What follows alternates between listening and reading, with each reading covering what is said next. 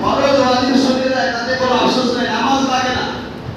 এইবার যারা এই গ্রুপের যারা তাদের নামাজ লাগে না, অথচ আল্লাহ তাআলা বলেন ওয়াসজুদ ওয়াকতারিব, সিজদা করো আর আমার নিকটবর্তী হও।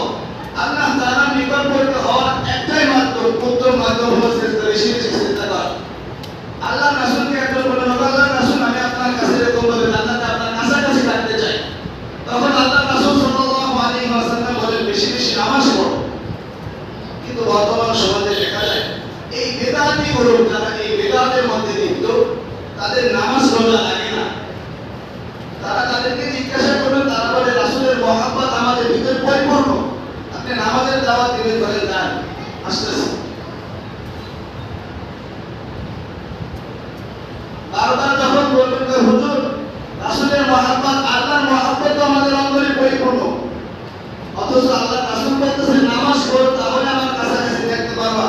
আল্লাহ বলতেছেন বেশি বেশি চিন্তা করো আমার নিকট করতে হবে, অথচ তার নামাজ লাগে না, রোজা লাগে না, এমনিতে আল্লাহ তাআলার মহব্বত দিবে। এগুলো মানুষকে ধোঁকা দেওয়া ছাড়া কত সময় বলছি। তারা বলে আমরা মারিফাতের লাইনে আছি, আমরা মারিফাতের লাইনে আছি, আমাদের নামাজ লাগে না,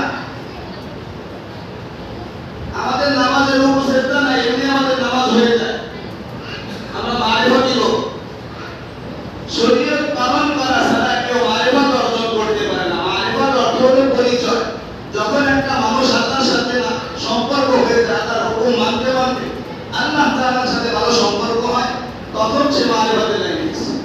কিন্তু নামাজ না পড়ে রোজা না করে কান্দা খাইলাম আর এরকম ভাবে মহিলা পুরুষ একসাথে লড়ালড়ি করলাম আর আমরা বললাম মারিফাতে লেগে গেছে। এগুলো মানুষকে ধোঁকা দেওয়া ছাড়া কিছু না।